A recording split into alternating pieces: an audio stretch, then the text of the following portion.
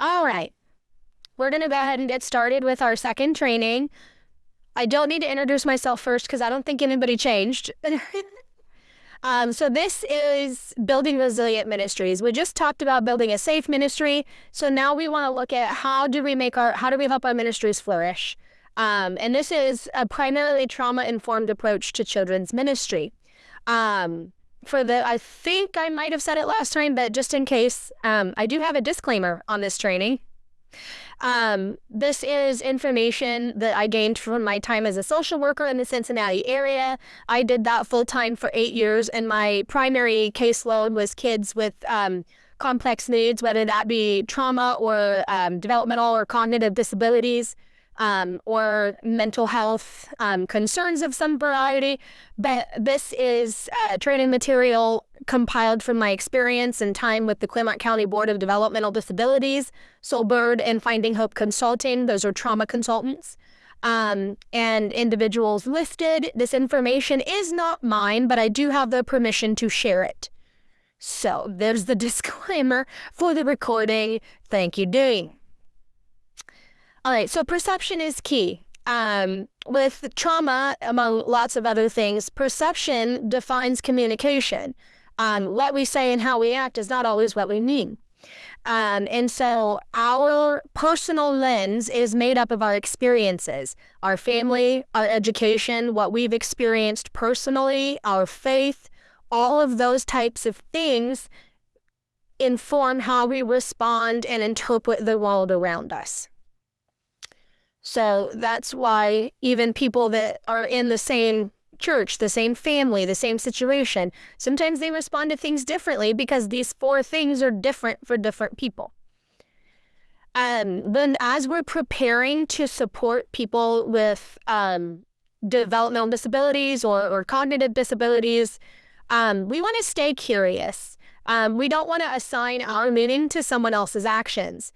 You know, if we did a certain thing, if we stomped our foot, that might be because we were angry. However, if a child that has autism stomps their foot, that might be how they express being really happy or very excited. So we want to stay curious. We don't want to assign the meaning that we give to an action or phrase because it may not mean the same thing to them. And we want to ask questions. We want to say, could this be something else? Why might this be so important to this person? And we'll get more into that as we go through the slides. But we want to stay curious. When are people successful, right? We have this idea of what it looks like for a kiddo to come into a ministry, into that space, and what it looks like for them to participate fully, right? And we say, well, kids just behave when they want to. No, not always. And so people are successful when they feel that they have what they need. And the feel is the important word there. They need to feel safe, feel connected, and feel regulated. They may be perfectly safe in your environment, but if they don't feel safe, they won't act like it. And so the perception is key for them especially. And this is what I just mentioned. We may be safe, but we may not feel safe. Those are different. And as leaders, we need to offer opportunities for kids and their families to feel safe, connected, and regulated. And people need different things at different times. So behavior, this is a word that gets thrown around quite a bit. But for the sake of our training today, behavior is going to be identified as a tool. And having the understanding of seeing behavior as a tool allows us to think logically and not get wound up when a kid is acting a way we think they shouldn't. It reminds us that, hey, this kid is having a fit, and it's frustrating to me because I just don't feel like it's necessary. But when we view behavior as a tool, we can stay curious and we say, what is this child trying to tell me? Because they're acting this way. And so behavior is communication. Like, it's purposeful, it's subconscious sometimes, it's also learned, so those 2 things can exist in tension with each other, and it's influential, right? Behavior gets us what we feel like we need. It's not always used as a safe tool. Some behavior isn't safe. Behavior still requires safe boundaries. And it's not always personal, right? A lot of times we have kiddos that are just really, it's frustrating sometimes, right? But it's not personal. It's not because they don't like you personally. Sometimes it's just a bad day. When we view behavior as a tool, it allows us to be empathetic and respond in the way that they need and not just what we think is best or a knee-jerk response. Also, for the sake of the training, language matters where behavior is concerned. Behavior doesn't define a person. So a kiddo may have an elopement risk, right? They might run out of the room sometimes. Some people, myself included, have, labeled them by their behavior like, oh, well, little Johnny's a runner. Little Johnny's not a runner. Little Johnny doesn't feel safe, and when he doesn't feel safe, he tries to find somewhere that is safe. Right? So we can assign their identity by their behavior if we're not careful. And when we view behavior as a tool, we're less likely to do that. So defining behavior as good or bad teaches them to look in the wrong place of who they are. Right? We might say, well, that behavior is bad. You can't do that, Sarah. That's not you. That's bad. Right? Then Sarah thinks that she can be good if she just tries hard enough. But the next time she messes up, she's not going to feel like she's good anymore because she didn't have good behavior. So when we define behavior as good or bad, we teach them to look in the wrong place for their identity. And safe versus unsafe communication, it's impact, it's not intention, right? Your kiddo something might feel gross, like a texture, and they toss it because it's gross and they just want it out of their hands really fast. And you might say, Sarah, it's not safe to throw that. Sarah, it's bad to throw things, right? Sarah, it's not safe to throw that because you might hit your friend and hurt them, right? That communicates the intention behind the behavior or the impact behind the behavior. It doesn't explain her intention within the behavior. We're not assuming that we know why Sarah threw the thing. We'll just tell her how it impacted the people around her. So that's the goal. Behavior is about meeting a need, and it doesn't always look the same. And so I have two pictures here, and we have a need for connection with others, right? I think we'd all agree. Even if we're an introvert, we like people on occasion. We have a need for connection with others. We can meet that need in a safe way or an unsafe way, right? You want a connection with others, you could join a school sport or a club. That meets your need for connection. You could also join a gang. That meets your need for connection. You are connected with others. Is it safe? No. But it doesn't feel any different to your brain. You are connected to people within a group. That doesn't feel different in your brain. If we're feeling too much energy in our body and we need to find an outlet, we could exercise, right? We could get on a treadmill and go for a walk or a run. Or we could get in a fight and punch somebody in the eye. You've let out your energy. Sorry, my hair's stuck in my eyeball. You've let out your energy. It doesn't feel any different to your body. You found an outlet. But they impact the world around you differently. When we need attention from another person, we could ask to play a game with a safe adult or a trusted friend. We've spent time with someone, we've built that connection, we've regulated, we feel safe and encouraged. Or we could make a mess and destroy someone's property because then they're demanding attention. They pay attention to you. It might not be positive attention, but you're receiving attention. So it's about impact versus intention. When we get to the root that drives the behavior or situation, we can meet the need, thereby diminishing the behavior. And so when we meet the need, it stops the concerning behavior because the response in our body feels the same. The unsafe situation or behavior is no longer needed because the need's been met. And we talked about the examples, a kid getting up over and over during church, and a kid not wanting to put their toy away, right? Felt safety and perceived safety are different. So a kid might be getting up over and over and over because they're just so jittery, they have so much energy in their body, they can't stop moving. So they're getting up instead of like talking to their neighbor, and they don't want to cause a scene, so they just get up and go to the bathroom, and then they get up and get a drink, and then they get up and go do something else, right? And the fifth time they're going to get up, and they're like, sit down. that they're doing the best that they can do with the information they've got, right? And then you tell them to sit down, and you've now taken away that outlet, and they no longer feel safe in their body because they feel like they're about to explode. And so they start to feel escalated because they don't have anything to do, right? The jittery feeling builds up till they need an outlet. They get up again, they get told to sit down again, and they get yelled at. Well, I'm going to call your parent if you don't cooperate. And then now everything's just shot. And so they no longer have an outlet, and they begin to feel unsafe. And that might lead them to like an elopement risk where they run out of the room because now they have no choice. And now you say, well, this is a bad behavior and you've made a poor choice. They didn't have a different choice. And so you see how our assuming of intention can lead them to feeling backed into a corner. And so we want to give them an outlet. If a kid keeps getting up and moving, we need to help them feel safe in their body, which means maybe they need a fidget. Maybe they need to draw. Maybe they need to write and take notes. Maybe they have like a bouncy band that goes on chairs. Maybe they just need to bounce their leg. There are so many tools. We just need to know that they exist. And so trauma and stress also impacts how children experience ministry and life. Their story matters. Right? We want to get to know them as a person and not just as somebody sitting in a seat that we're going to try to get the check mark that we converted them and count them in our Sunday school list. Right? Their story matters. Who they are matters, and what shaped them matters. We don't need to have all the answers to be supportive. Right? We don't need to know their life story, but we need to know that they matter, and they're a whole person, even as a child. They're a whole person that has experienced things. They just don't quite have the full frontal lobe to know how to handle it. This is the one that blew my mind. So I hope this sits with you like it sat with me. One safe relationship. One can rebuild neural pathways for a child that's experienced trauma.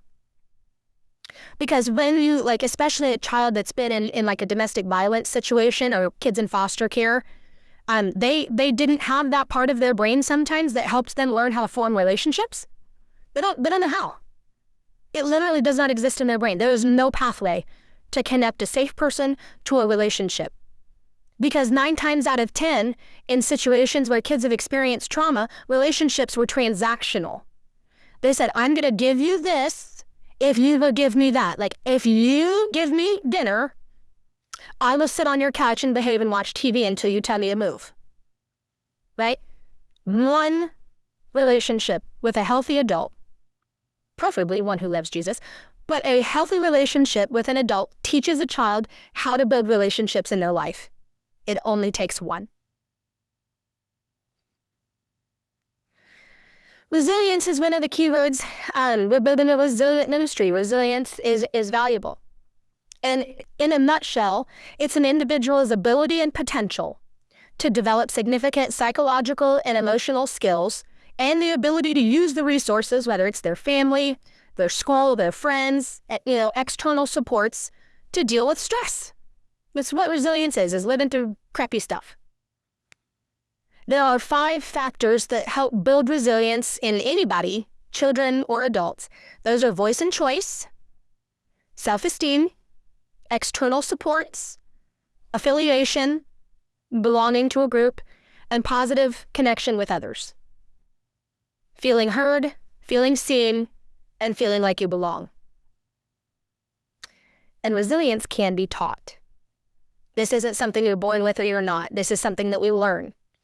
And one of the most helpful models that I learned is the hand brain, because you always have your model with you.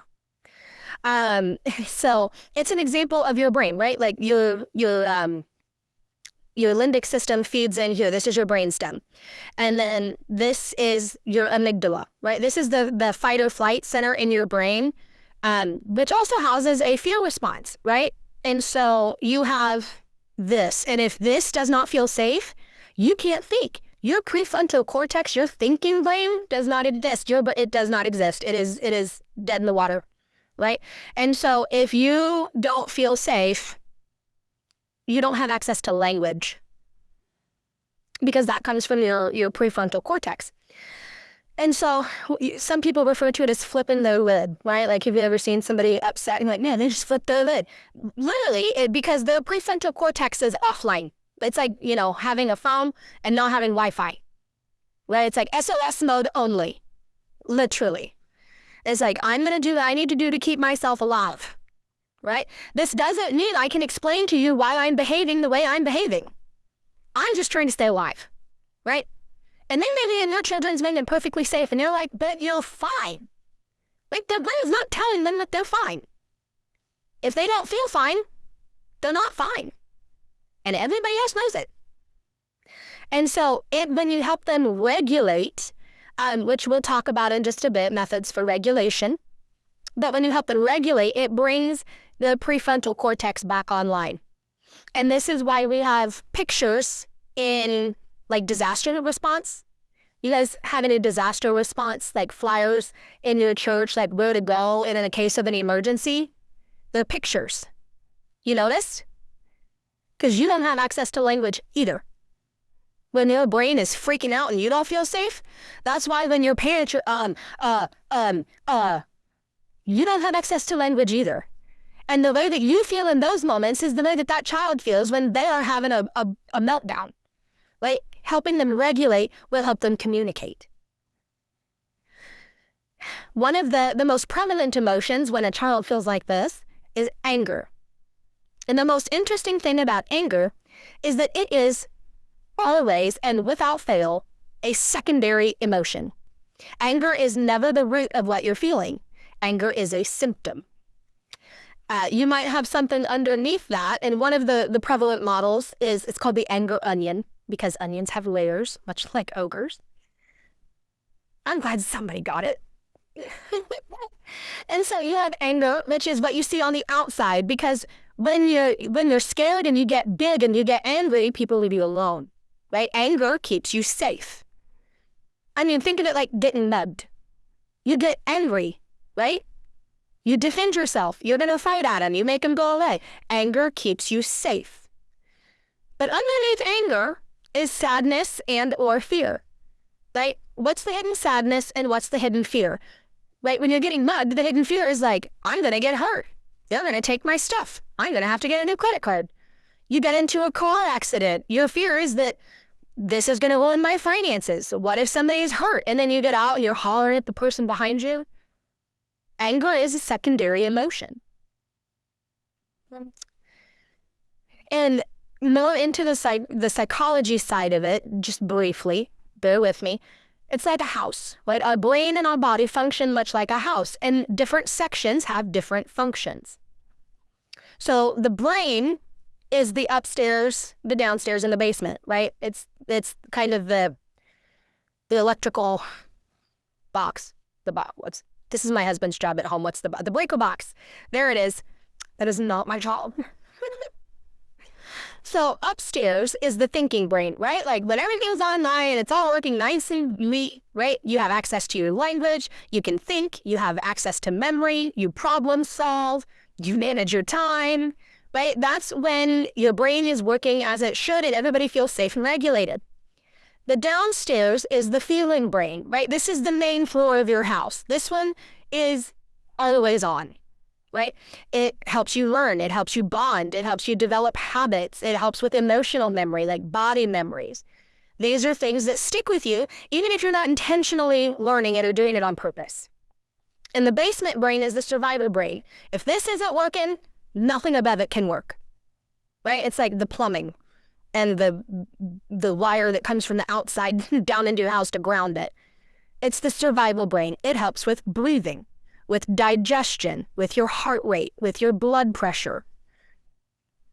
And then the wiring is your nervous system, right? An electrical current runs through your body all the time. And the main nerve that runs from your brain to literally every organ inside your body is called the vagus nerve. And it's responsible for feelings and sensations. And if the needs are not met in the basement, nothing else can function. Everything's offline.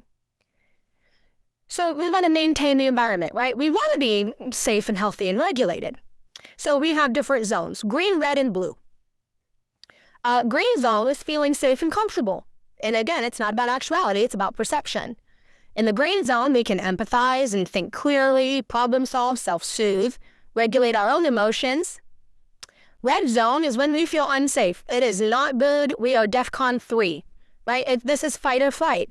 You might also freeze. You have different, really there's 5. Fight, flight, freeze, faint, and fawn.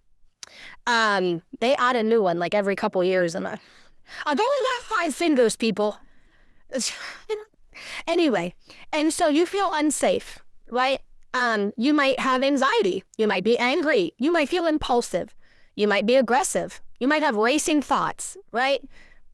And then the blue zone, you are unsafe and you are low. This is associated with things like low energy, hopelessness, withdrawal, depression. And so we want to regulate. You can regulate up and you can regulate down. You want to be in the green zone, right? Like that's where we want to be. So you regulate down from the red zone. When they're feeling up, you want to bring them down. You want to help them soothe. You want to help them feel calm. And when they're in the blue zone, you want them to regulate up. You know, if they're withdrawn and hopeless, you want to give them a little more pizzazz, right? You want to help them be more engaged. And so color regulation is one of the best tools that we have for that in ministry. Your brain, this is the other really cool part. Your brain has what's called mirror neurons, right? You have your neurons, which tells you how you feel. But you have mirror neurons that are responsible for things like empathy. This is why we all cry when we watch sad movies, right? Your mirror neurons, you are feeling what someone else is feeling, even if it didn't originate with you, right? Emotions and feelings are contagious. And so when we co-regulate, we get to be the thermostat in our house and not the thermometer. We're not going to tell people what's going on in our environment. We want to regulate them where we want them to be, which is in the green zone, whether that's regulating up, and they're getting excited, like, come on, this is going to be so great. They're going to have such a good time. Well, we regulate them down if they're climbing the res. And we're saying, hey, why don't we take some deep breaths together? Why don't we sit down and color? You love to color. I have this cool word search that is about the thing that you asked me about last week. And I printed it out. Do you want to do it with me? Like, so you use the tools and the strategies to be the thermostat to help the kids or the people around you regulate up or down. And this is what I've kind of alluded to different things and different strategies, like the word search or like a fidget or the chair band. So you want to keep your toolbox current, right? We all have things in our toolbox, whether we know it or not. Some of them might feel a little dusty, but we have things in our toolbox. Everybody's got one. And you determine what's in yours. And it is consistent refinement and continual learning, because there are different strategies, different resources that come out all the time. And so the goal isn't to have, the newest and shiniest things. The goal is to have what works. And that's going to be different from kid to kid. And the goal is not to help the behavior stop. The goal is to help them feel safe so they don't feel the need for the behavior in the future. Some possible tools. What did I do? It's technology. So some possible tools. First then, this is beautiful for scheduling if you have a kiddo that is just really rigid and they like to know what's going on, right? First then, and you can even do this on a visual schedule. I've printed things out and laminated them and put Velcro on the back and you can move them into boxes. So first, we're going to have a snack. Then we're going to go outside and play. First, we're going to have a couple of worship songs. Then we're going to sit down and hear our lesson. And sometimes if you have like some kiddos that are really tangible, you can, if you put it on Velcro, you can let them move them to do and completed. And, we have first we're going to do this, then we're going to do this. And then, you move them to completed when you finish, and then they can put additional ones on. And you've then scheduled out their whole day. And they know what's going to happen. So they're not asking you every 35 seconds what you're going to do next. And it helps give them voice and choice, which is one of those resilience factors, to say, you matter to me. And just because I'm the one in charge doesn't mean you can't feel included. And so first, that is really helpful. The 3 Ps. Predict, practice, and plan B. And so when you have a kiddo that sometimes doesn't transition well, you predict what's going to happen. Like, hey, Bobby, what is this going to happen on Sunday when we get here and we're having a party in Sunday school instead of Sunday school class? And Bobby might say, well, I'll probably come down the hall and go into my classroom, and it's going to be really loud. Like, okay, Bobby, that would help you if it feels really loud. Well, headphones might be nice. Like, okay, we can have some headphones. That's great. So you've now predicted what's going to happen when he comes next Sunday and we're not doing it on the thing. And then you practice. You say, hey, Bobby, let's walk down the hall together to your classroom and let's look for the headphones so that when you come on Sunday, you know exactly where they are. And so you walk down the hall and wherever you're going with Bobby, when you go to that class and you get the headphones and he puts them on. You've now practiced. And you say, hey, Bobby, if someone moves those, who could you ask for help? Well, I guess I'll call you.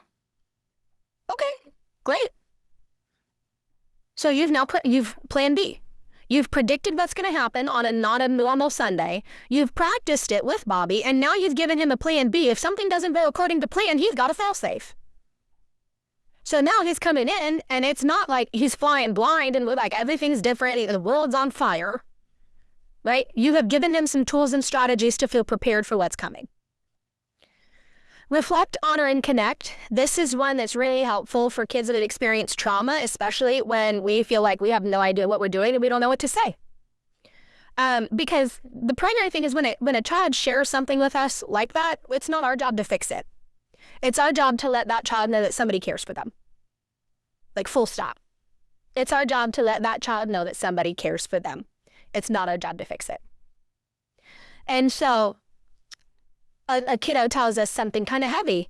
Like, I'm really sad because my cat died. You know, and that might be really heavy for them. And then you honor what you heard. Like, man, I'm really sorry your cat died. That must be really difficult. And then you connect them. You connect them to something that is positively affiliated, right? It might be a person. It might be an activity. You're like, man, I bet you feel really sad. You know what helps me when I'm sad? I love to swing. Can we just swing together for a little bit? Or can I introduce you to my friend Sally? Sally loves to swing too. And so you've now given them an outlet and a positive connection with someone else after they've told you something really heavy. So they feel heard, they feel seen, and now they are in relationship with someone else. A safety script is also something really helpful for kiddos that really thrive in repetition and predictability. And sometimes it feels a little redundant, and it is on purpose, because the more you hear it, the more it registers.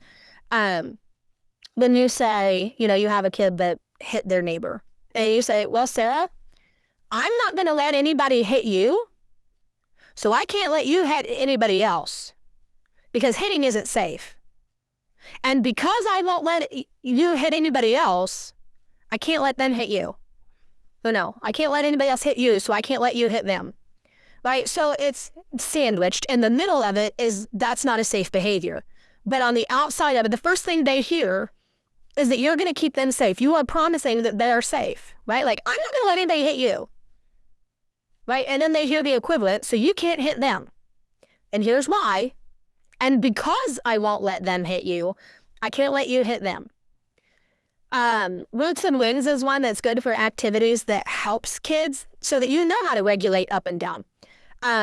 So you can do it with like a picture of a tree and a bird. You can do it just on a blank piece of paper. But roots and wings are activities that help you feel calm and grounded, and activities that help you feel like excited and happy. And so a root activity might be coloring. It might be deep breathing exercises. It might be taking a walk. You know, whatever that looks like for that child, that's an activity that you do with them, and they are the ones completing it. You're just listening. The wings are those elevated activities, those ones that really help them feel excited, like having a 30-second dance party, or telling somebody a really funny joke. Some of those things that just make them feel up. You know, if they're in the blue zone and they're feeling hopeless and withdrawn, the things that help them engage with someone else. And the kids do those. The body mandala is also one that helps give language to things when we don't have language. Because if we've ever talked with, you know, a child on the spectrum, or even a 3 or 4-year-old, sometimes they can't tell you what they're feeling because they don't have language for it. They don't know what it feels to be, they don't have the angry language. They don't have the, well, I'm hurt because this person ignored me and I feel unseen. They can't tell you that. But the Bayan mandala it's a circle with a stick figure. And they say, then when Sally took your toy and you were really upset and you hit her, where did you feel that in your body? And she might say, well, I felt it in my tummy. It's like, oh, okay. And if your feeling in your tummy was a color, what color would it be? And Sarah might say, it felt red, or it felt green, right? And you say, oh, okay. So if we color a green fuzzy feeling in our tummy, the next time you have a green fuzzy feeling in your tummy, could you let me know? And you've now given that child language for what they're feeling, even though you haven't told them. When you felt invalidated as a person because your friend took your toy, like you're not psychoanalyzing this child. You're giving them language for something they don't know how to talk about yet. And they say, well, I have this green fuzzy feeling in my tummy and I just really want to do something. And then they can reflect on her and connect. They say, Sarah, thank you so much for telling me you have that green fuzzy feeling in your tummy. I'm really glad you told me about it instead of hitting Sally. Could we go do this activity together to help you feel calm, which might come from the roots in the sheet? So these things all kind of work together. And then 5, 4, 3, 2, 1 grounding is something you can do literally with nothing else. It's 5 things you can see, 4 things you can hear, 3 things you can touch, 2 things you can smell, and 1 thing you can taste. And that kind of brings you into the present moment. Right? It uses all 5 of your senses. So if a kid is spiraling and they're like, I just don't know because next week we've got to go back to school and then I don't know what to do and I don't know what my teacher is and my schedule is really scary. Right? And they're freaking out because over something that's not present, over something that's not in the moment, and they're spiraling and they don't have language for it because they're freaking out. They are here. And so then you can help them ground, bring them back into the present moment using their 5 senses and nothing else. And then you can get them to a different section of activities to help them regulate up or down. Because now they feel safe, seen, and heard. And they're present in their body and not like freaking out 10 days in the future. And some communication tools. I know that this is like drinking from a fire hose. So we'll have time for Q&A when we're done. Communication is one of the really important things for us, even if they don't have access to it in the moment. So when possible, and I know this is a knee-jerk reaction for so many people, and it's hard. It's still hard for me. We want to avoid the word no. Because when we say no, that means to that child, they're not going to get what they feel like they need, even if they don't really need it. So their brain shuts down and they're going to go look for it somewhere else. You want to keep them engaged with you. You don't want to shut them down and then go look for something else. You want them to stay engaged. And so, we're focusing on cooperation, not compliance. If Sally does not want to sit down for the children's church lesson today, our end goal is not to get Sally's bottom in a chair. Our end goal is to make sure that we can do kids' church and every kid in that room gets something out of it, right? So Sally may do kids' church, sitting against the wall, coloring on a sheet, but she might still be listening. And if she's not, she's at least in the room. And every other kid in there is going to get the material because Sally is no longer climbing the walls or trying to get out the door and you're trying to get a hold of her. You're able to teach, right? We're not focused on compliance. We're focused on cooperation. Can we work together? Even if you're not going to do exactly what I want you to do, can we work together? And we want to avoid using the word but. Like what do you hear when you say, you look great in that outfit, but I had to teach my husband that. Bless him. I love him. It's, I love you, but when you use the word but, you erase everything you just said, because we usually felt love with the positive, right? I love you, but your laugh's really annoying. You don't hear I love you in that, do you? I think your outfit looks great, but those shoes aren't doing anything for you. Your outfit no longer looks great. So we want to avoid the word but. We use the word and. I love you, and I can't let you act like that because it's not safe for everybody else. Your outfit looks great, and I think the other shoes are really cute too. Right? Because I don't know how many girls you have had in children's ministry that have had a bad hair day, but genuinely, there was a child in my children's ministry that could not sit because she was melting down because she felt like her hair looked terrible. She felt like her hair looked terrible. And she was having a day. And I just let her have her space. I was like, you know what, babe? I have bad hair days too. And some days I just put it up and I'm just done. So you do what you feel like you need to do and you let me know when you're ready to connect again. Done. She was fine in like 5 minutes. Now, if I had made a big deal of it and been like, no, you just need to sit down. Everybody has bad hair days. You'll get over it. She doesn't feel seen. She doesn't feel validated. Why would she have any reason to do what I want her to do if I'm not seeing her as a person? And then we can use diversion and distraction, but the more we use it, the less effective it becomes. So if you have a kiddo that is like laying in the floor having a fit, and then you'd be like, well, that's a really cool green car. And all of a sudden the kid on the floor is like, what green car? I want to see the green car. Right? And now you have diverted the meltdown by the cool green car in the parking lot. The more you use it, the less effective it becomes. So use it sparingly, because they're going to be like, you did that last time, and I'm not listening to it. There is no green car in that parking lot, and it's blue. Right? They no longer care. So use it sparingly, but it is effective when you can. Side talk is also one that can be helpful, but it can never be used to shame or blame. You know, if you have a kiddo having a meltdown and there's another teacher in the room, you know, your second person, you might say, if you were shaming or blaming, you might be like, can you believe that so-and-so's laying in the floor again? Right? That child is not going to want to have anything to do with you. And maybe fairly so. You know, sometimes when we're having a bad day, we don't always make our best choices either. And we don't necessarily want that to be the focal point of anybody's conversation. We want to treat other people like we want to be treated. And so side talk is one that you can use, like, hey, did you see a game yesterday? They're like, man, I am so excited for lunch after church today.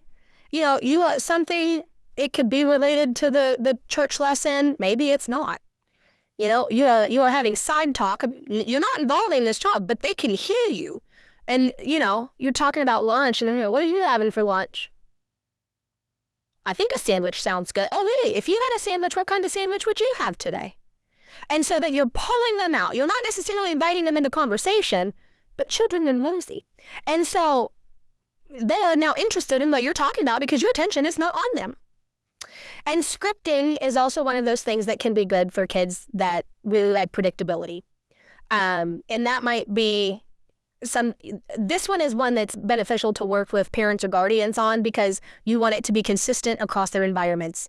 If they are having a meltdown and at home they say, your body is safe, you let me know when you're ready to talk, use the same script that they use at home. You might say, your body is safe here, you are safe with me, you let me know when you're ready to talk. Right? Or if they are really wanting to go outside and it's freezing cold outside. And at home they say, we're going outside, it's not one of your options right now, let's pick something else. Use the same phrase at church. Going outside is not one of our options right now, let's pick something else. Because then it's consistent across their environments and they know that they're not going to get what they want. And that you want to engage with them. So the scripting can be really helpful. For some kids, they really don't care. So it's about knowing the kid. It's not about the tool, it's about the child. So this is a million tons of information. So what do we do with it? We want to help others feel safe, seen, and heard. That's the end goal. We want to stay curious. We don't want to assign our own meaning to someone else's actions. And we want to help kids learn how to communicate what their body is doing. We want them to be able to respond to what their body is telling them. And one of the big ones, especially when we talk to kids, is to be fully present. Are we listening to respond, or are we listening to hear them? Well, I'll be listening. Sometimes, you kind of turn off the one ear and you're trying to teach, and so you're just so focused on what you're doing over here, and the kid's trying to talk to you, and you just kind of ignore them. We want to listen. And sometimes we can't, right? In the moment, so when a kid's trying to talk to me during the lesson, I say, Lily, I really want to hear what you have to say, but right now I'm teaching. So could you find me when we're done? Because I would really love to hear it. I just can't right now. So you're acknowledging that. You're shutting it down. But you're acknowledging that you think whatever it is they have to say is valuable. Because if you listen to them while they're a child, and you listen to them about the pink stuffed kitty at home, when they're in 4th grade and they know that you're going to listen, they're going to talk to you, and their friend is peer pressuring them at school. They're going to tell you about that prayer request because home life has not lived great. They're going to tell you those big things because you listened to the little things. You're building trust. That was a lot of information. So does anybody have questions, concerns? Wendy, what time is this session done? Okay, we've got 5 minutes. Anybody have questions? This is my contact information. If you want to take a picture or a screenshot, that is my cell phone number. 5 things you can see, 4 things you can hear, 3 things that you can feel, 2 things that you can smell, and 1 thing that you can taste. Absolutely. Yes, 5 things that you can hear,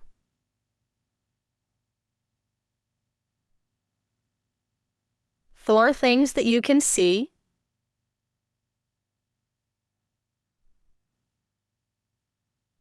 3 things that you can feel,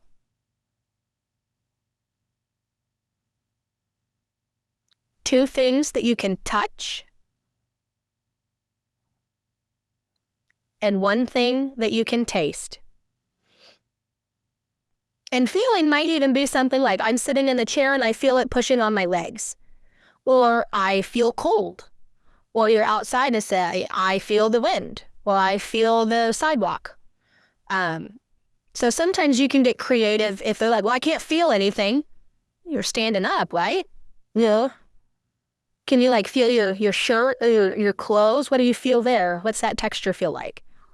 So sometimes you need a little coaching, but you're using their 5 senses and whatever is in your environment. Other questions?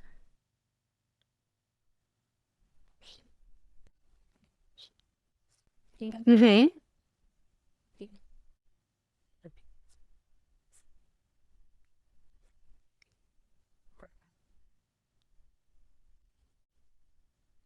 Mm-hmm.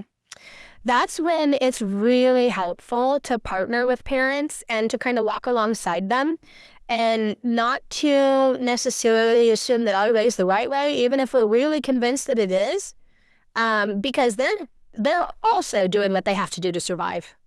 And so honoring the work that they're doing, but sometimes it's helpful to say hey, I've seen this be really helpful with other families and I wanted to share it with you.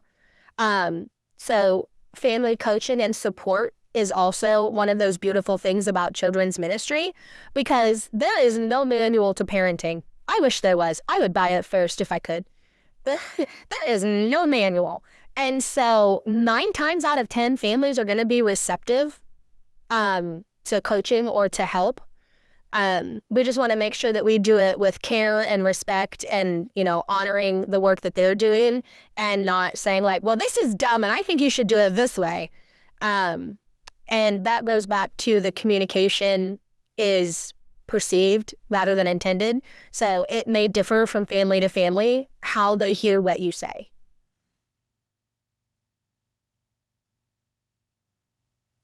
Any other questions?